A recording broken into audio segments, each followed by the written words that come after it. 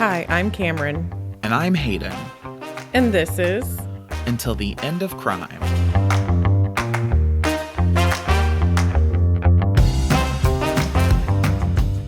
Cameron, I want to ask you, you're a mom. You're a mom to two young girls. Mm-hmm. Well, actually, I guess they're probably middle-aged girls at this point. Wow, that's rude. Sorry.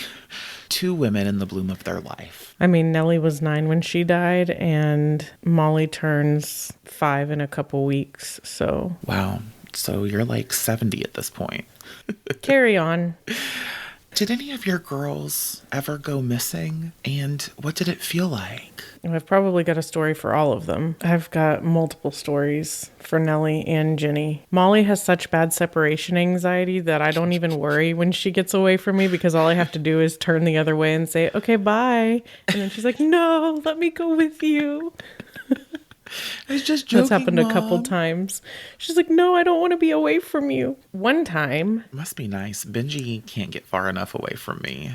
That was Nellie. If she would get out, I've followed her for at least half a mile before.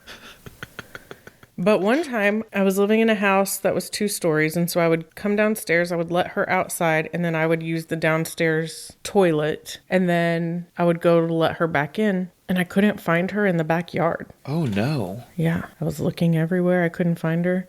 And then all of a sudden she crawls out of a tree. That feels very Nelly. Mm-hmm. There was another time when I got home from work and I went into the backyard and I couldn't find her. She wasn't in there. She was not in a tree. She was not in the yard. And so I started to call for her and I heard leaves rustling.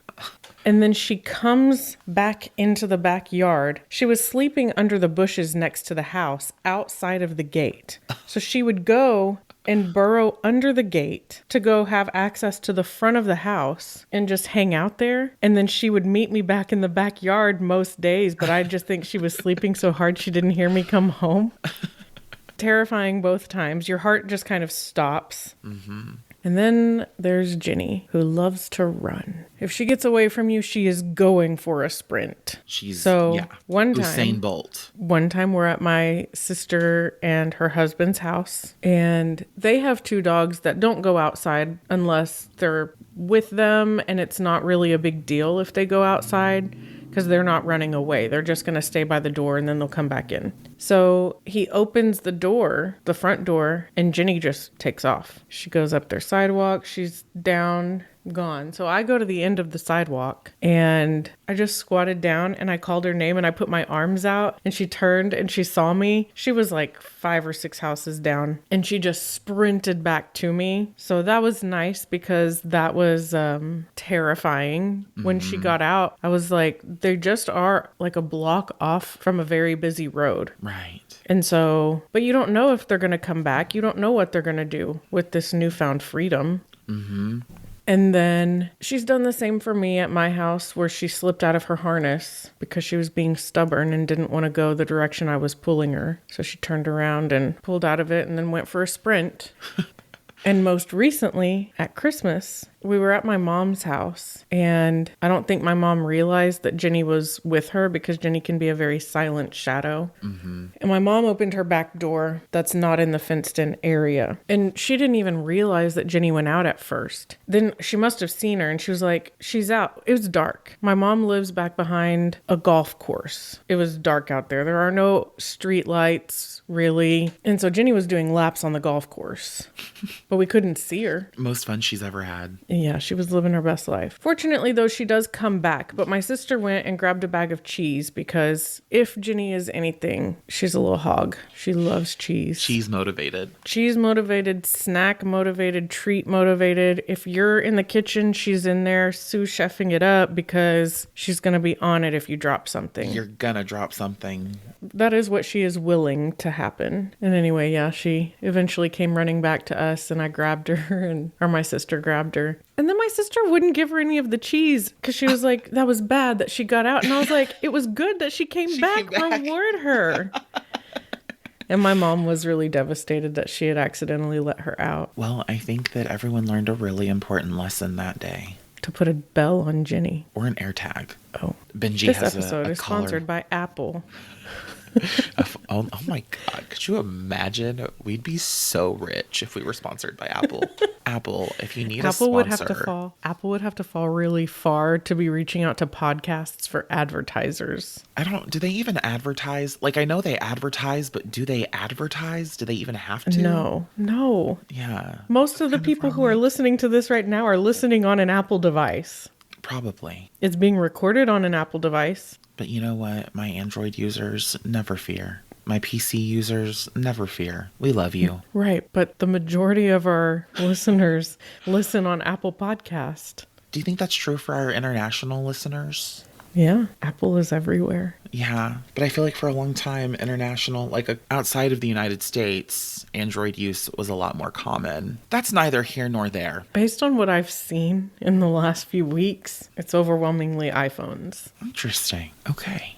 Thank you for sharing about your dog escapades. It was just wholly terrifying every time, because every time they get out and they get away, you don't know. You don't know if that's the time that a van is going to come by and run over them, or because that did happen to a dog when I was young. Mm-hmm.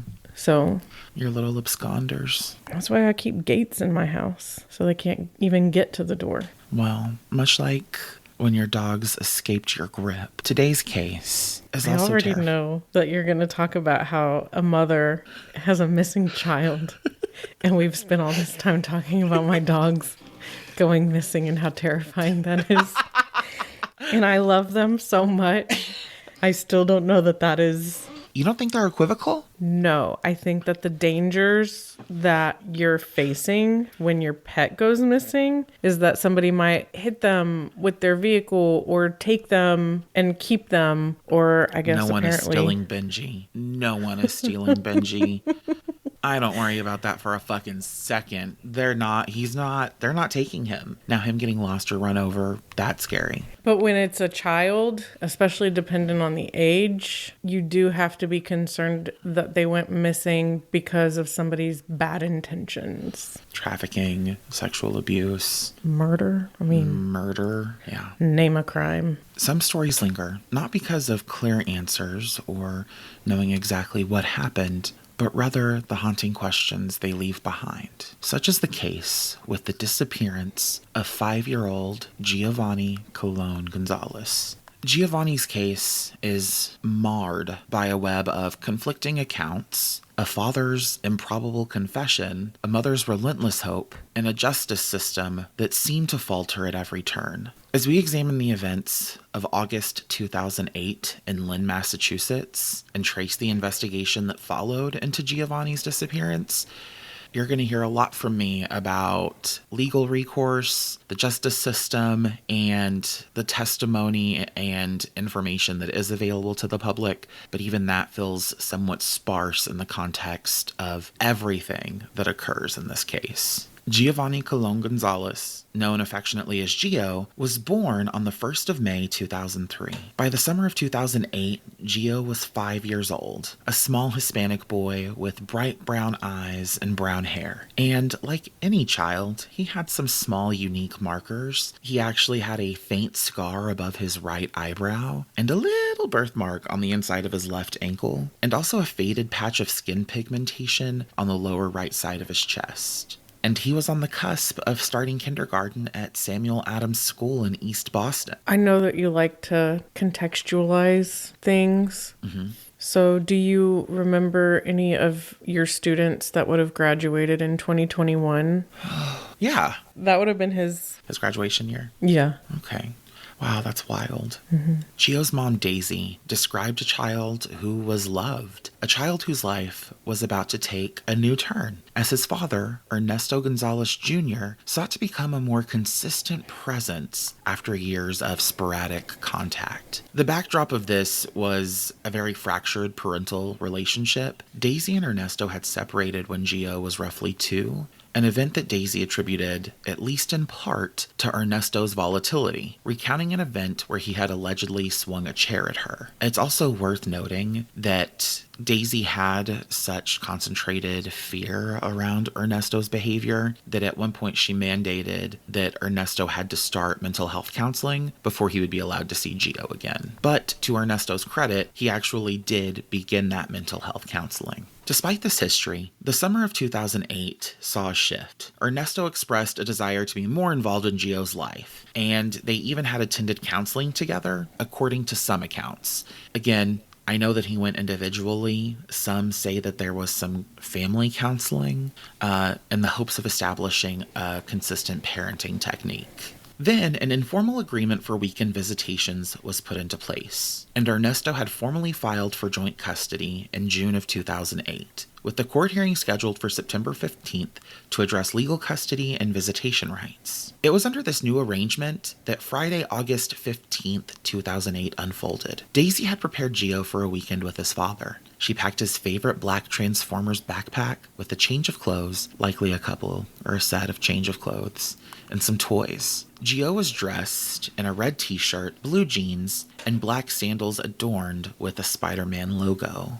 He also wore a braided silver chain necklace. And around 4 p.m. that day, Daisy dropped him off at Ernesto's apartment, located on Brightwood Terrace in Lynn, a city just a few miles north of Boston. Just for some added context, Lynn was known for its industrial past and really diverse population, so an area that was widely culturally diverse. And it was a really routine handover. Daisy took her son, Gio, to the door and handed him off to his father, Ernesto. And this ultimately would be the last time that Daisy Colon saw Gio. The hours that followed are shrouded in a fog of mystery and conflicting accounts, and also some weird, deceptive behavior from Ernesto. Here's what I can tell you for sure. As of Sunday, August 17th, Daisy had already been trying to reach Ernesto or Giovanni by phone, and that was to no avail. When she arrived at Ernesto's apartment that day at around 4 p.m., she went with the intent of picking up Gio. Her knocks at the door went unanswered, and in the agonizing hours that followed, filled with unanswered calls and growing panic, Daisy eventually turned to calling the Lynn Police Department. Police and fire personnel were dispatched to Ernesto's apartment home, and they kind of did that routine knocking, hello, is anyone home? Like, we are here for a purpose. We need to make sure Gio is okay. And no one answered the door. There was no kind of answer. So emergency services entered Ernesto's apartment via window, and inside they found Ernesto just chilling, been there for hours, and there was no Gio to be found. The scene itself presented... Go ahead. She dropped him off on Friday, and then on Sunday she came back and she couldn't get... Ernesto wouldn't open the door to respond, and then the police couldn't get him to respond, and then they go in and he's just there. Sans Gio. Do we know why he decided that he was going to be more present in Gio's life at this point? It sounds like by all accounts, Daisy really believed that his intent was to have a better relationship with Gio, to be a present father. Daisy had set up a boundary for, I think, more than a year where she told Ernesto, sorry, you can't see Gio until you go to counseling. And she held steadfast to that. And so I think she was under the belief that Ernesto really just wanted to have a relationship with his son. If I understand and remember correctly, Ernesto actually had 2 children previously, both female. I don't really know what his relationship to them was, but it did seem important for him to have a relationship with Gio. And they were going to court. They'd already been to court. He filed for joint custody. They had a custody agreement. Like, everything was in place. Was he ordered to pay any form of child support? That I'm not sure of. Okay. So the scene itself was already really odd, very peculiar that Ernesto would not open the door, but that was only compounded by the fact that Gio wasn't there. Now, Gio's toys were found inside the apartment. His Transformers backpack and the clothing that Daisy had packed for him were conspicuously absent. Why would the items that a child would actively want to take with them, toys, still be in the apartment, but not his clothing and backpack? And the reason I say that is obviously Gio just didn't get up and walk off on his own with his backpack and clothes. Right. No, a kid is definitely packing a toy. They're packing an action figure as the thing that they need to take with them if they're going to leave. They don't give a fuck about their clothes.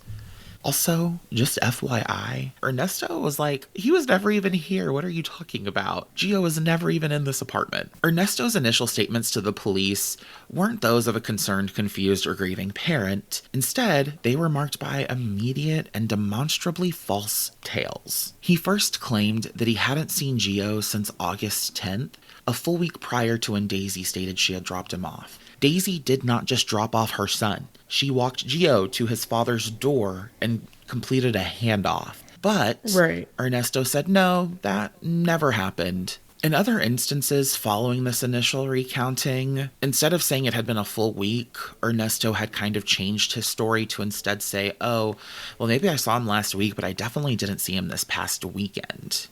And this was really proven false really quickly. Staff members at the Lynn Behavioral Health Clinic, a facility that Ernesto attended for his counseling, came forward to report that they had seen Gio accompanying his father to his appointment there on Saturday, August 16th.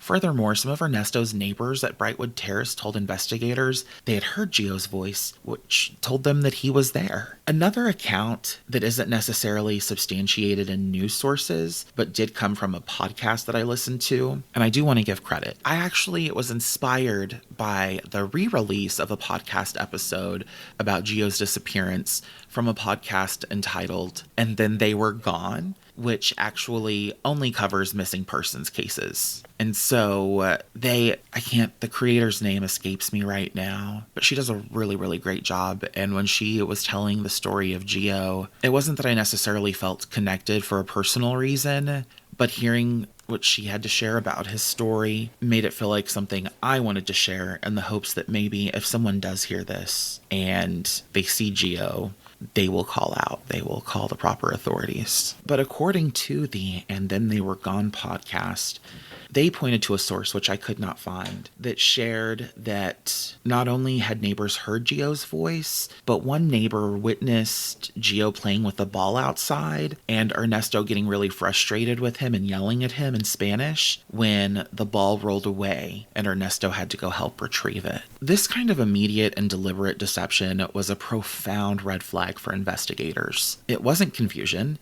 it was a calculated attempt to mislead the police. And on August 18th, just 3 days after Daisy last saw her son, Ernesto Gonzalez Jr. was arrested. The initial charge was child endangerment. He was reportedly uncooperative from the moment of his arrest. Another peculiar and unexplained detail emerged. Ernesto had a fresh cut on his left finger. He refused to provide any explanation for how he had sustained the injury. The web of suspicion around him was tightening with every lie and every act of noncompliance. I don't particularly think of a cut on a left finger as being potent evidence that Ernesto had done something terrible to his son, but it gets brought up a lot in relation to this case. I think it's more so the lack of the willingness to say how he got it. When even people who get cut when they're stabbing somebody, they'll make up a story. They'll say, oh, it's from when I was doing this other random thing, even though that's not true. I was just whittling some wood. I accidentally got all these defensive wounds because the limb fought back. I mean, I know we're going to get into a conversation about theories later, so I'm trying to hold my thoughts for that because I already have a pretty strong theory. At this time, Ernesto Gonzalez in 2008 was 36 years old, and he was employed as a meat packer in Lynn. And meat packer, what a double entendre. But also not somebody who it would be far-fetched that they would cut their hand. Have cuts. Mm-hmm. We'll get more to Although that that's later. Disgusting. Because if he's don't cutting worry. his hand, is he throwing that meat away? Or are we getting a combination of animal and Ernesto blood in there? I'm pretty sure I'm going to get to that a little bit later, but I'll tell you right now. Supposedly, Ernesto was not handling meat at the meatpacking plant. His job was to clean up the mess that was left behind after slaughter. So much so that he even had specialized training in how to clean up blood. His relationship with Daisy had ended years prior, shadowed again by those allegations of volatile temper. Volatile Templar, exemplified by the incident where he reportedly swung a chair at her. His connection with Gio had been, at best, inconsistent. And for, again, nearly that year he was not allowed to see him, he really wasn't making attempts to see Gio. But then in summer of 2008, we had that really kind of immediate swap, this immediate switch of wanting to see Gio. Ernesto's background was far from unblemished. Reports indicate a history of substance abuse, and more chillingly, there was a documented pattern of violence, particularly domestic violence. He had been arrested on several occasions for various offenses, including multiple assault charges prior to 2008. The most detailed account of his prior violent history, and is often cited in online discussions and case summaries, especially on Reddit and web sleuths, points to a specific and brutal incident in 2001. In that year, Ernesto allegedly punched his then girlfriend, chased her with a knife, and then proceeded to damage her car. This wasn't just an argument that got out of hand. It was a violent, terrifying assault involving a weapon. And for these actions, he was reportedly convicted on multiple assault charges and served a 3-month jail sentence. This conviction established a legal record of his capacity for serious violence and aggression. And this history is critical. It paints a picture of a man with a propensity for violent outbursts, a man who was ready and willing to use weapons. And although this, I do not think, should be considered a high calculus, high impact element to this case, he did have a history of substance abuse. I want to be really clear that because someone abuses substances or misuses substances does not mean that they are violent. It does not mean that they commit acts of homicide or kidnapping or familicide just to share a correlated behavior potentially. Yeah, just means that they're not always in the soundest state of mind. Correct. They may be in an altered state of mind at a more regular interval than people who don't suffer from substance use disorder. Mm-hmm. For months following his arrest in August 2008, Ernesto Gonzalez remained incarcerated. At this time, he offered no explanation, no information, no clue as to what had become of his 5-year-old son. Then, in November of 2008, Ernesto decided to speak, but not to the detectives struggling with finding Giovanni. He spoke to a reporter from the Boston Globe, and the story he told was a confession of unimaginable horror. Perfect place for a commercial. Apple? Ernesto claimed to the Boston Globe reporter that Gio had been misbehaving. He'd been a bad boy. And in his apartment, in a fit of uncontrollable rage, he said that he had picked up a knife and stabbed his son repeatedly. He's quoted as saying, "It happened fast. I was upset. It happened in the moment." His horrific account continued. He then dismembered Giovanni's small body in the bathtub, placed the 6 severed parts into separate plastic grocery bags, and systematically disposed of these bags in various trash bins scattered throughout the city of Lynn. I'm going to say for the record, this was part of my theory. I knew when you were like, I'm holding on to my theory. I was like, she knows. She knows. I knew that a fit of rage was going to come up. I suspected dismemberment. I imagined that his body was still in the apartment when the police came. My guess is it was under the couch cushions, but it's possible that it happened on Saturday. Mm-hmm. Anyway. He insisted that he had meticulously cleaned his apartment with bleach to eradicate any trace of the crime. We're going to get back to that in a little bit. I know what you're thinking. Bleach? Luminol? What? We're going to get back to it. And amidst this narrative of brutal filicide, he reportedly expressed remorse, claiming he loved Giovanni dearly, and he didn't know why he had done it. Somebody who's around other people who are processing meat, butchering meat potentially. If you're around it that much, you might have a false sense of confidence in being able to do the same thing. Mm-hmm. If you found yourself in a situation where you thought that the best option for you was to dismember a person that you killed. It's so grim and gruesome, and it's weird because I think it's a testament to the fact that you and I talk about true crime frequently. But my first thought was, Okay, well, children, their bones haven't all fused. They have like 100 more bones than adults do. Did that make it easier to dismember him? Were there points where there was no connection, so a blade would just move more easily through that part of the body? And it was then that I realized I'm no longer a normal person. I am fucked up. Oh, I've never suffered that delusion of myself. No, because I know that you're going for the joints. Right. Yeah. And so are those... I don't it's have fucked up. firsthand knowledge, but I do have an awareness. Like, are they softer in children? Is there more cartilage? Would it be easier to... Could you use kitchen shears? Like, these are morose, macabre questions. But they were things I was thinking, like, I wonder how easy that was for him. I wonder how easy it was for, not necessarily a meat packer, but someone who worked in a meat packing plant to do. I do think that there is an aspect of this where we have to try to put ourselves in the shoes of some vile humans and in the shoes of victims. But yeah, it's an interesting thing we've decided to embark on. Yeah. The city of Lynn and anyone following the case was stunned. A father confessing to such an atrocity, it seemed like the case, however tragic, might be nearing its grim resolution. But that wasn't the case. The Lynn police took it back. I guarantee he took it back. He got it off his chest because it was eating him up inside, and he said it, and then he's like, just kidding. No, that's not what happened. So his lawyer didn't even know that he was doing that interview with the Boston Globe, and definitely didn't know that he planned on confessing. If it were somebody who committed serialized murders, they're doing it as a cat and mouse type of game. Mm-hmm. But as a father, that story that he told, that confession that he gave is probably the closest thing to the truth that you're ever going to get. Mm-hmm. And it was probably in part due to guilt and wanting to finally say what happened. That's why guilty people sleep in an interrogation room once they've been picked up, after they've gotten away with it for so long, because they're on such edge. Mm-hmm. Because they're expecting at any moment that they're going to be caught and taken in. And then they go in and they can finally sleep because the game is over, basically. Yeah, we've made a choice, haven't we? A terrible choice, but also a good one. But also, I don't like how it makes me feel sometimes. Yeah. I don't like, and really and truly, like I said it in jest, but it does have truth to it, which is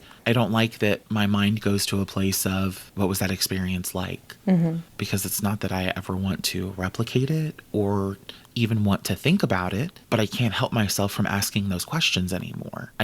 It's not so shocking to me that it leaves me in a state of not being able to comprehend. I'm like, oh, okay, tell me more. Maybe that's just because I've been really having to practice tell me more a lot lately. So the Lynn Police Department, the Essex County District Attorney Office, and even Ernesto's own defense attorney reacted to this confession with immediate and profound skepticism. A massive search operation was launched based on his claims, and investigators, likely with heavy hearts, scoured trash routes, landfills,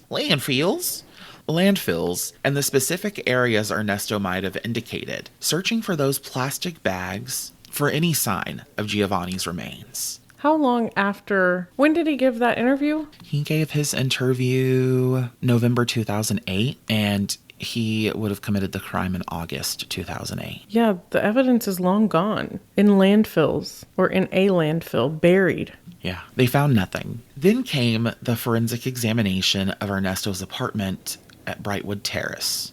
And this provided further contradiction to Ernesto's story. The crime scene unit meticulously processed the residence, focusing intensely on the bathroom and the bathtub where the dismemberment allegedly occurred. They were looking for any trace of blood, tissue, DNA, or cleaning agents consistent with such a violent event and subsequent cleanup. The findings were stark. There was no physical evidence whatsoever to support Ernesto's claim. No trace of Gio's blood was found anywhere in the apartment. The only blood detected was on a mop, and forensic analysis confirmed that this blood belonged to Ernesto Gonzalez Jr. himself. The investigators found no evidence of a massive cleanup with bleach, as he'd claimed. Their conclusion was unequivocal. The horrific acts Ernesto described could not have occurred in the apartment in the way he detailed. What are your thoughts on that? My thoughts on that are, he probably thought, I don't think he stabbed him. I never thought that he stabbed him. I think that he probably strangled him or hit him and made him, like, either hit him in the head or caused him to have some sort of injury that he wouldn't be able to explain away. He would have gotten in trouble for, or that would have killed Gio. An accidental fatal blow. Right. And it was truly a moment of frustration. Which is also something that I think is common in fathers that opt to not be around during those really young years. Ears?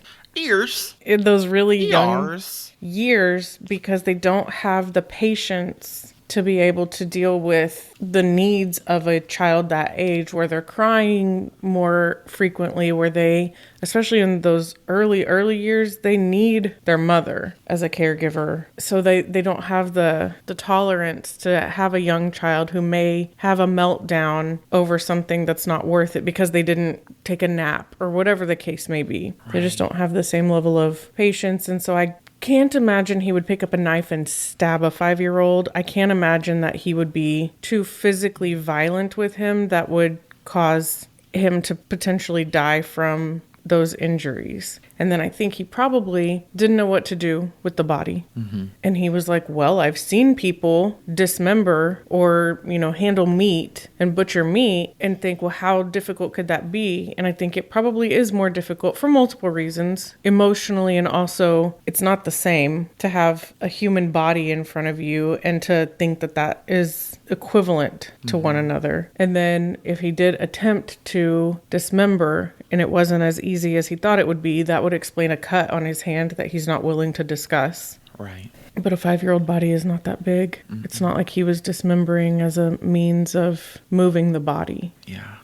It's not like he would have had to have gone full-blown Dexter Morgan. Right.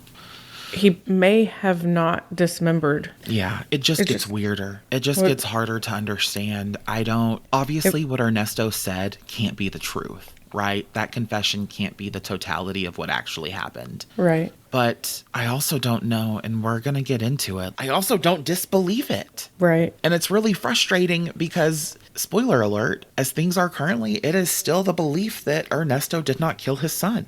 Oh, that's not my belief. Sure. But the legal understanding, yeah, according to my research, Daisy doesn't think that Ernesto killed their son. That would be hard to wrap your head around. It sure would. So let's continue. I fucking hate that I did this case. Yeah, it's not great to be having these conversations and thoughts about this when the person involved is a 5-year-old. A 5-year-old. Mm-hmm. A little, I know it's a child, but that's still like a baby. Mm-hmm. There's nothing a 5-year-old could have done to deserve that. No. There's probably not anything that most people could have done to deserve that. Sure. But I could understand getting mad at a grown person with a grown person's mouth. Not that I think it's okay, but I can understand how someone could go crazy. But not with a child. Not with a little baby. Not a cute little 5-year-old wearing fucking Spider-Man sandals. Because of this complete and utter lack of corroborating evidence, Ernesto Gonzalez Jr. was never charged with murder or manslaughter. His detailed graphic confession was, in the eyes of the law and investigators, an unproven and frankly unbelievable narrative. This created a bewildering paradox. A father states he committed an unspeakable act against his child, yet the evidence says it didn't happen, or at least not as he described. The question that then screams for an answer is, why? Why confess to something so monstrous if it isn't true? The potential reasons for this are pretty complex and disturbing. It might have been a calculated sadistic attempt to inflict the maximum possible psychological trauma to Daisy, forcing her to live with what she could only imagine as the most horrific scenario for her son's fate. Was he potentially looking for notoriety? Was it a manifestation of severe mental illness that would then become the basis of his legal case? Maybe it was an attempt to mislead investigators, something to send them down a false trail while the true story of Giovanni's disappearance, whatever it may be, remained hidden. Following Giovanni's disappearance and Ernesto's deeply problematic statements, to say the least, the wheels of the legal system did begin to turn. Their path would be everything and anything but straightforward. So after his initial arrest on August 18th, 2008 for child endangerment, the legal landscape shifted significantly after his November confession to the Boston Globe. In December of 2008, a grand jury indicted Ernesto Gonzalez. As previously stated, he was not charged with murder, and the child endangerment charge was dropped. He faced two specific indictments. One, parental kidnapping, which under Massachusetts general law pertains to a relative of a child under 18 who, without lawful authority, holds or intends to hold such a child permanently or for a protracted period.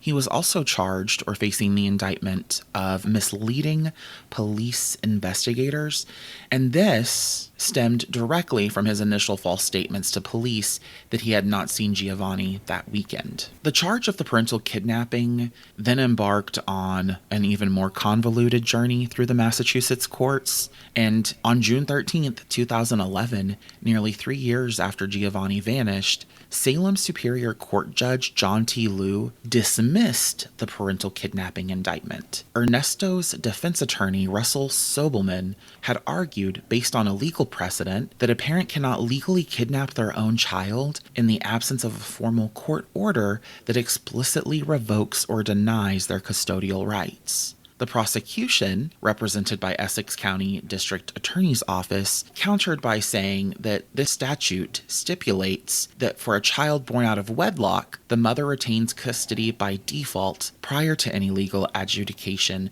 or voluntary acknowledgement of paternity that might alter that status. Ultimately, Judge Liu found that what the law truly said would indeed deprive Ernesto of custodial rights if applied. Its application in this specific context was unconstitutional under the Massachusetts Declaration of Rights. He reasoned that the statute discriminated on the basis of gender by automatically granting custody to the mother without a more nuanced consideration of the father's role, especially if paternity was not formally disputed. Thus, for the purpose of the kidnapping charge at that moment, the court found Ernesto was deemed to have lawful authority over Giovanni. But not 100%. You like those laws? You like that legal interpretation? He doesn't have 100% custody. So at the point in which he's not returning Gio to Daisy, then that is kidnapping. The most common kidnappings are usually familial. And it is possible that the reason that he got back in contact and wanted to be a part of his life and whatever is because he had a maternal figure in his life that wanted the grandson. That's... It could technically be a kidnapping where he... Is his mom in the picture? So how does she feel about I feel much the same as you do, right? And I think especially, culturally, if we're talking about in the Latin cultural context, young boys carry significant weight in family structures compared to young girls. Right. At least frequently. Especially the firstborn male. And so I had similar thoughts to you, and we're going to talk a little bit more about them later. I do want to tell you, though, that people agreed with you, including the Massachusetts Supreme Judicial Court, which is the highest court in the state of Massachusetts. And in a significant ruling issued between February and June of 2012, the SJC, or the Supreme Judicial Court, reversed the Superior Court's dismissal. The SJC determined that the indictment for parental kidnapping could indeed stand, but they focused on a different legal argument. They found that the prosecution had presented sufficient evidence to the grand jury to suggest that Ernesto Gonzalez Jr. may have relinquished care of Giovanni. And this concept falls under a different subsection of the same custody law, which essentially states that if one parent gives up the care of the child and the other parent is fit, the other parent is entitled to custody. The SJC reasoned that Ernesto's prolonged absence from Gio's life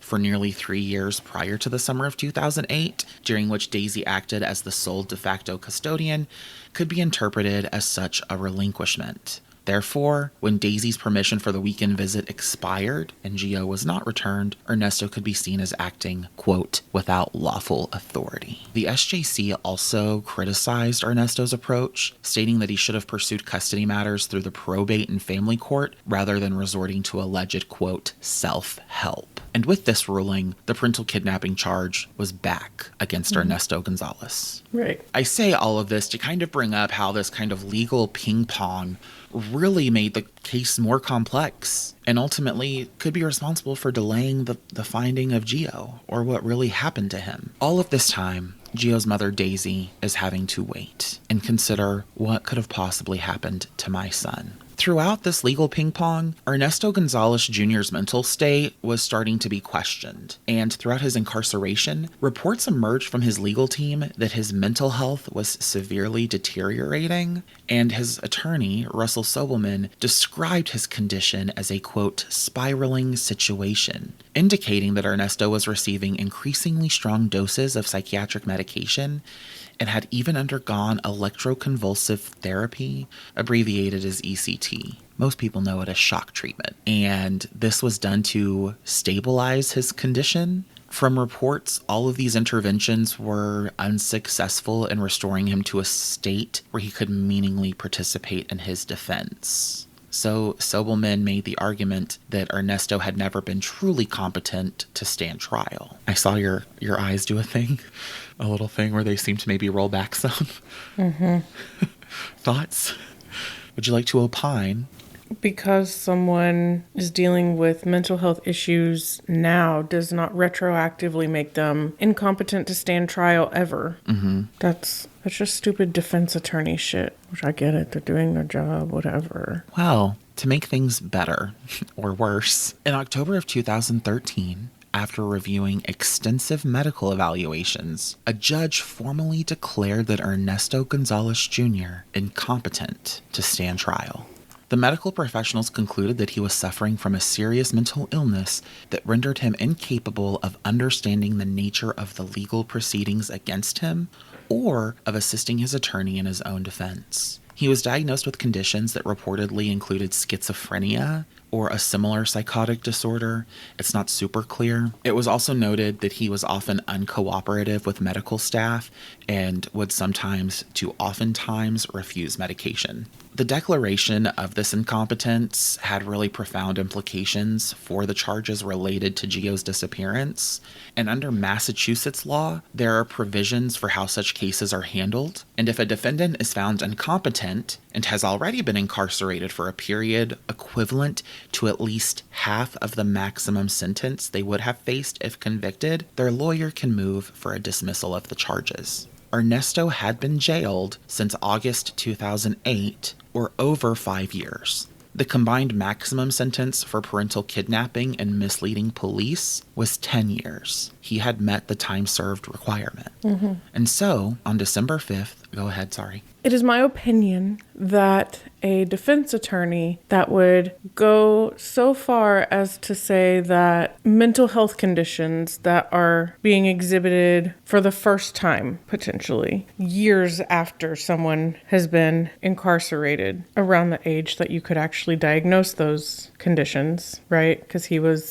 said he was 36 when he went in? Mm-hmm. Okay. It is my opinion that that type of attorney is not above suggesting to their client that they refuse medication, that they not take it in order to get the ruling that he's incompetent to stand trial, which would then force him to be released because he would have met the half of the minimum sentence qualification. It's my opinion. I'm not saying that that's what happened. I'm just saying that that is a possibility. I think it's a possibility worth exploring, right? This idea that Ernesto might have been coached into behaviors that align with what might deem someone as incompetent. But like you said, just opining, no statement of fact here, just alleged possibilities. And I think that like you have to grab the golden snitch when you see it because there's no other time, right? You have to seize the moment, carpe diem. Yeah. So if you are aware of some kind of mechanic that will allow you to retain your freedom at an earlier point in time and not require you being absolved of what you've been charged with, it seems like a no-brainer. Sorry for the HP reference. On December 5th, 2013, in a move that was absolutely devastating for Daisy Colon, a judge granted the defense's motion and dismissed both the parental kidnapping and the misleading police charges against Ernesto Gonzalez Jr. The Essex County District Attorney's Office stated that under the law, they could not oppose this dismissal because, quote, the clock had run out on those charges. Due to the duration of his incompetency and time already served, it was a procedural end to the criminal charges concerning Giovanni. Not an acquittal or a finding of innocence, but a legal outcome dictated by the complex interplay of mental health law and statutory limitations. Daisy's reaction to these developments was one of skepticism and heartbreak. She had consistently voiced her belief that Ernesto was, quote, playing the system. She feared that if the charges were dropped due to his proclaimed incompetence, there would be no justice for Gio, even if Ernesto were later deemed competent. So she's quoted as saying, so anybody can go and do a crime, kidnap their child, get caught, and spend 5 years saying I'm incompetent playing the system, then they'll drop the charges. This kind of lamentation really captured the frustration of a parent seeing the legal process seemingly fail their child. And what might be one of the brighter lines of this case, even though Ernesto Gonzalez had these charges dismissed, he wasn't set totally free. Ernesto was ordered to be civilly committed to Bridgewater State Hospital, a medium security facility in Massachusetts that houses individuals with mental illness who are involved in the criminal justice system, including those found incompetent to stand trial or not guilty by reason of insanity. Psychiatrists had petitioned for this commitment, deeming him a continued danger or in need of ongoing psychiatric care. Furthermore, Ernesto still had 2 other unrelated criminal charges, and they stemmed from alleged violent incidences that occurred when he was incarcerated awaiting trial. One for the assault on a fellow inmate, and another for an assault on a guard. Prosecutors had made it clear that while Giovanni-related charges were dismissed, they would vigorously pursue these assault charges. The last definitive public information regarding Ernesto Gonzalez Jr. status dates to this period,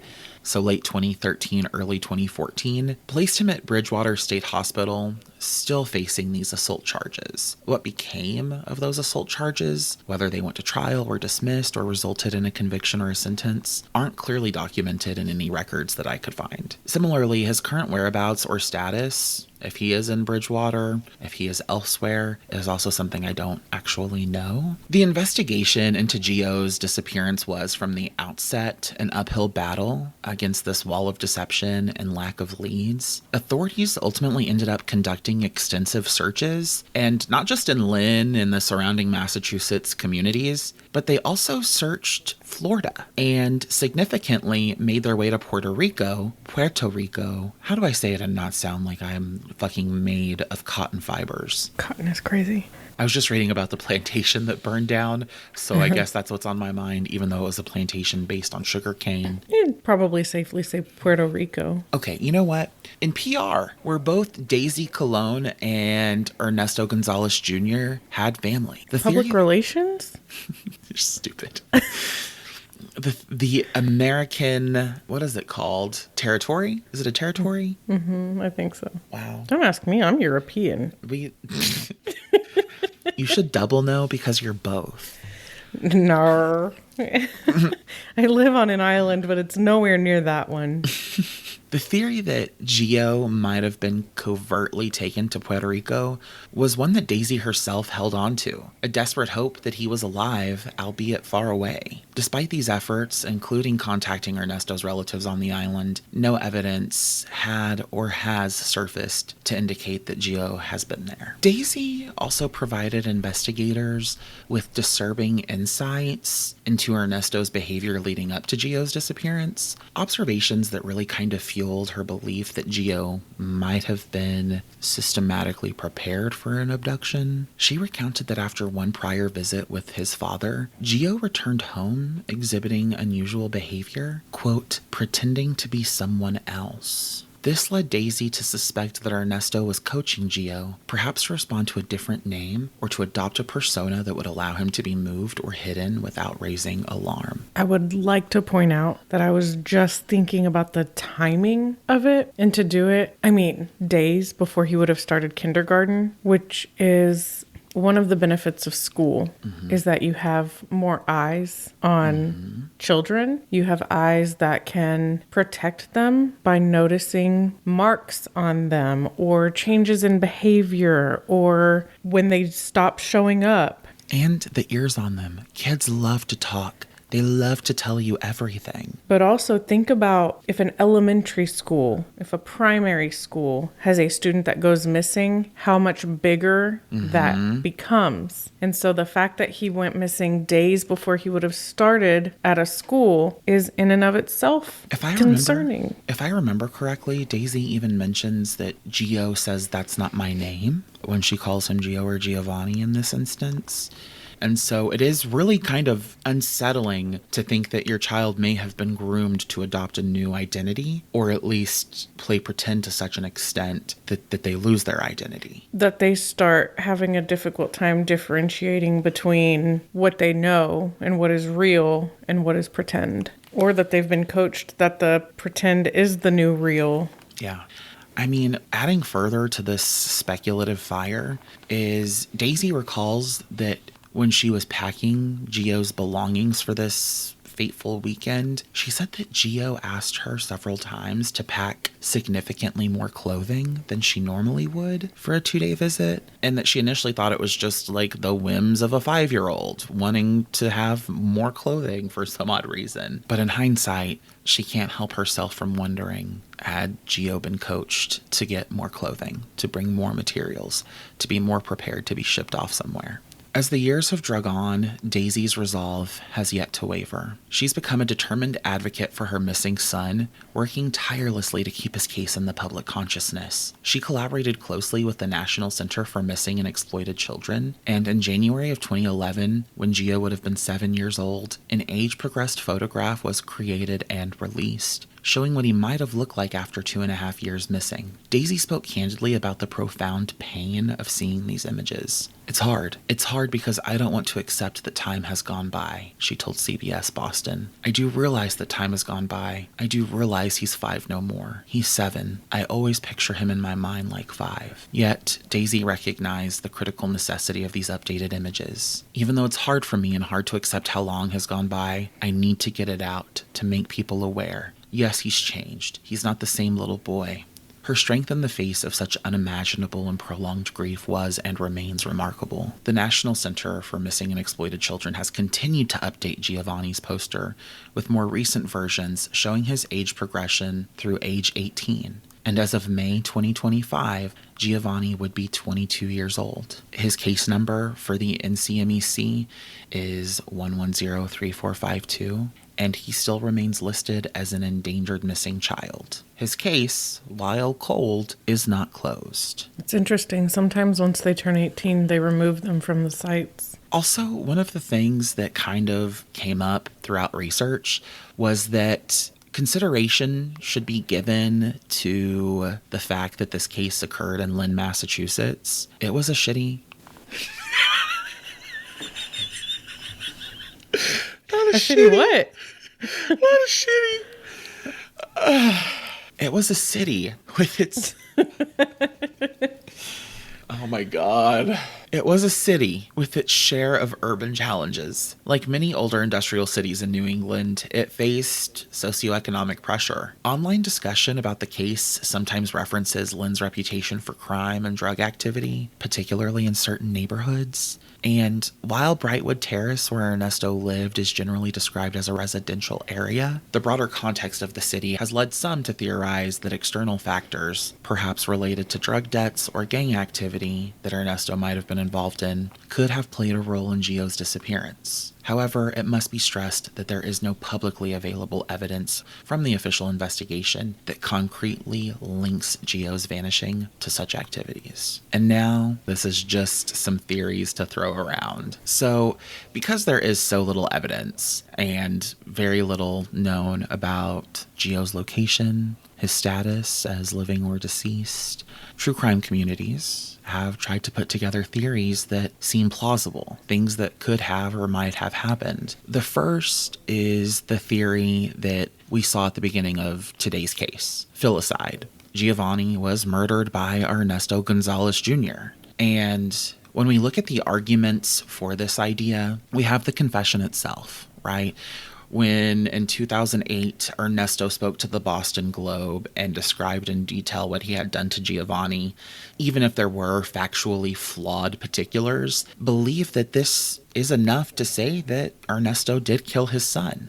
Ernesto also had his documented history of violence. There was the initial deception and the lack of cooperation, diagnosed mental illness, and while this incompetency finding came later, if he was actually suffering from schizophrenia or a similar illness, it's quite possible and conceivable that that could have led to behavior that would have been outside of the norm. It is my understanding, though, that if that is what happened, that usually the crime is very erratic, but so is the aftermath. So usually it's not a very well cleaned up scene. They don't even think to remove the body. So there's a Reddit user. It's DarwinMan82 on the sorry, I'm just letting you know, on the Unsolved Mysteries subreddit, who does a pretty good job of making a convincing argument with all of these factors. However, when we talk about reasons this probably isn't what happened, there is no physical evidence. And regardless of Ernesto's experience in meatpacking plants, cleaning up blood,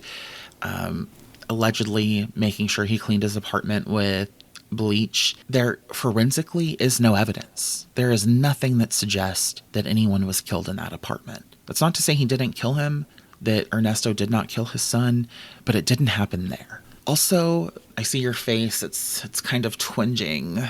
I mean, if he strangled him, there wouldn't be evidence. Sure, yeah. I mean, if someone is strangled, does their body not produce any kind of fluids? Do they not expel, like, urine or fecal matter?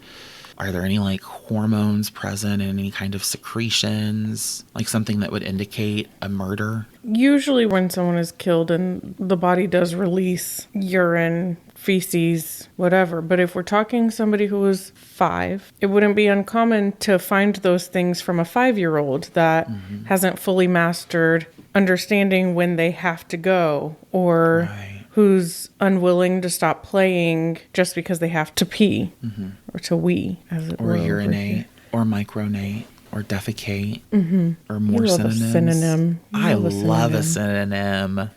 Okay, so sure, maybe that's flawed reasoning against. But what about when you pair that with police skepticism?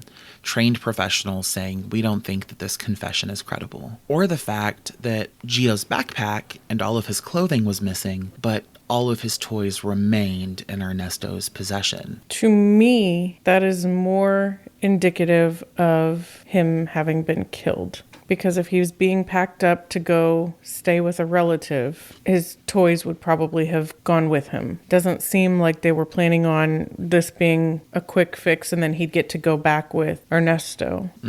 That would be kind of nonsensical. Because clearly, at some point, this idea that, well, I didn't see him this weekend came up, where he was trying to play like Daisy never brought him over, which was not true. And then he wasn't even that. It feels like an afterthought. That doesn't feel planned, because why would he take him with him to the counseling appointments or whatever it was he was going to? Why would he have created his own weaknesses to his supposed story? If it was planned, right. Right. If the plan was, we're going to get him out of here, kidnap him, or keep him from starting school, keep him from going back to Daisy, the most logical thing to me would be somebody comes Friday night late when most people are not able to look out their windows because they're in bed under the cloak of darkness, and they take him and they get him as far away from Lynn as fast as possible. Not wait until late on Saturday or early on Sunday, because he was seen on Saturday, right? Kicking the ball or playing with the ball. He was seen on Saturday. That was one account. I was able to substantiate through my own research that neighbors said they heard Gio's voice. But again, it was from that podcast, and I couldn't find the same evidence they had, but that neighbors did see him. But yes.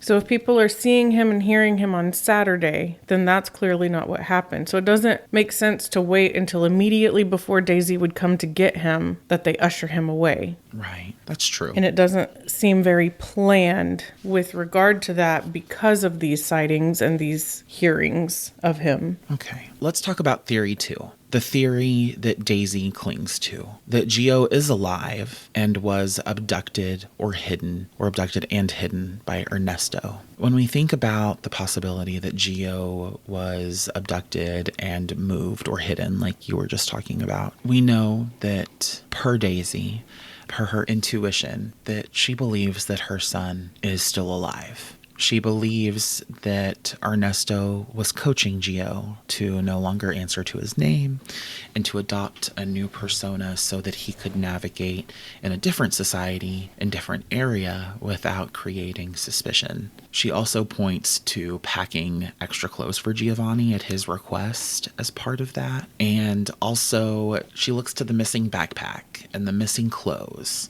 and the lack of a body or physical evidence of harm as both reasons to believe that Ernesto simply wanted him to himself and facilitated his escape to somewhere else. Daisy has also maintained that while she thinks that Ernesto is capable of violence, she does not believe him to be capable of murder, and that he did or does love his son. She also believes, and others do too, that Ernesto's false confession was meant to misdirect and utilize resources in a different capacity than looking for Gio when authorities might have still been able to find him. However, when we talk about this theory, I think the arguments against it, like kind of what you just shared, are really stacked against its favor.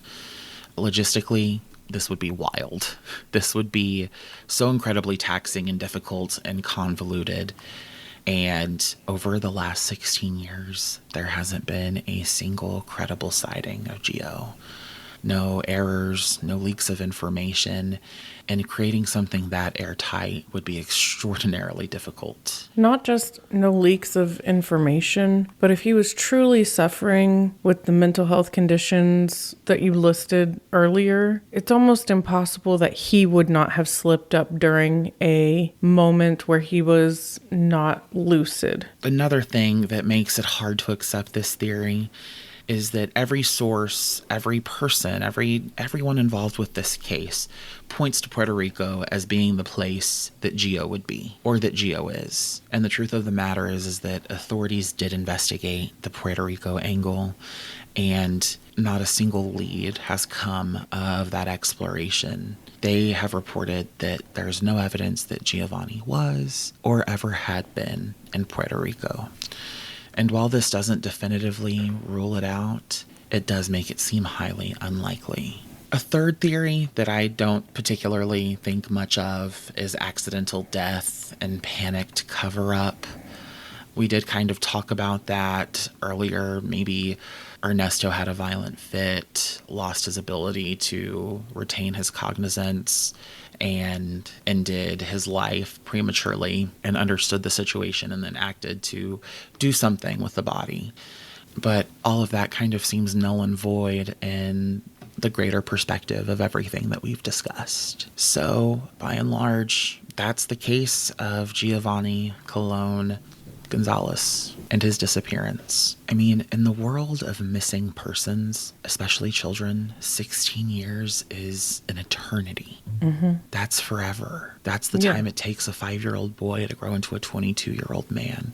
Mm-hmm. And it just seems like if Gio were still alive, at some point, this would have surfaced. Yeah. Unfortunately, I don't know that I have the hope that Daisy has. Right. But I understand why she has that hope. It's probably what gets her through her days. As of now, I still don't know exactly what's happened with Ernesto. I don't know if he is still at Bridgewater. Right. I don't have any idea. I also don't have any idea what happened to Gio. This case is confounding in the way that I'm like, how can I not find it? How do I not know? Yeah, but again, if a body ends up in a landfill and they don't look for it for months, it's not just buried, but it's gone. It's so far in the landfill that there is no true hope of recovery. And that's all the more fucking sad. That's like the worst conceivable outcome to me, but I think it's probably the most likely. Yeah, just no answers. And I think that's where we're at. There are no answers. Unfortunately, I think you're right. Yeah. This is sad. This is really sad. Good job. It was really sad when I love missing persons cases.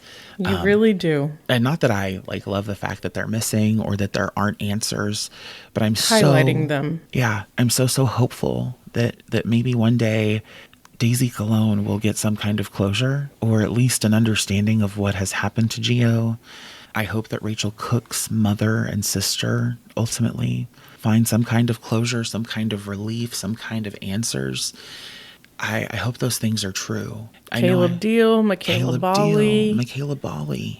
Like all of these families, all of these victims deserve to have the truth spoken and shared. I find missing persons cases to be a bummer. They are a fucking bummer. That's for surezies. And I've researched some dark shit in my day. I mean, my heart goes out to Daisy and his extended family, whoever doesn't have answers. I do have the information to share about who people can contact if they have any reasonable tips, but yeah, we'll include it and add it to the show notes. I wish I had more to say, but unfortunately, like I said, I don't think that it doesn't look good to me that there will be answers for Daisy, because I think they would have come within the last decade and a half. I think you were really onto something when you talked about the catharsis of him finally coming clean. And while the details may have not been explicitly correct, exclusively correct, I do think that there's truth to that. I think it's probably the closest that they're going to get to the truth. Yeah. Especially when we're talking about a person who deals with mental health issues. And if the part of the case is true that he dismembered his son into 6 different pieces and placed them in plastic bags into different trash cans around the city, or even maybe the Metroplex area, it's already unlikely they would find the body, but in 6 different locations, potentially at different landfills, so long ago. And a small body. He was 5. Yeah. So if you or anyone you know possess any information, a faded memory, an overheard conversation, a long-held suspicion regarding the disappearance of Giovanni Colon Gonzalez in August of 2008 from Lynn, Massachusetts, please do not hesitate. Contact the Lynn Police Department at 781-595-2000.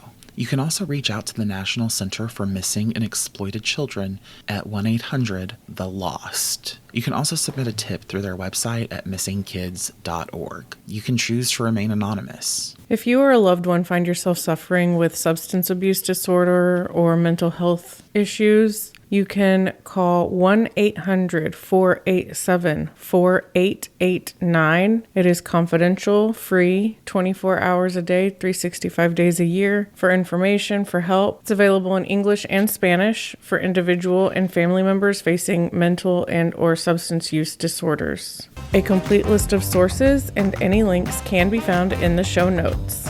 And that's all we've got for this super light and entertaining episode of Until the End of Crime. If you enjoyed listening and you want to hear more, you should subscribe everywhere. Not just one place. That's super duper boring. Subscribe. That's the minimum. You're doing the bare minimum.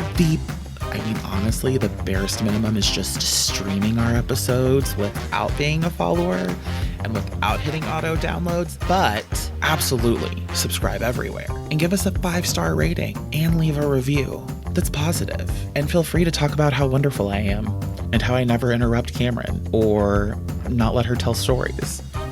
Okay. Recommend us to a friend, and if you are able and willing to help us produce this podcast, sign up for our Patreon. It's super easy, and at just $2 a month, you get to join the supportive bestie tier. Make this podcast a continuing endeavor for me and Cameron. Also, make sure you're following us at End of Crime Pod on Instagram. Our email address is endofcrimepod@gmail.com, so feel free to reach out. Thank you for listening. Until the next crime.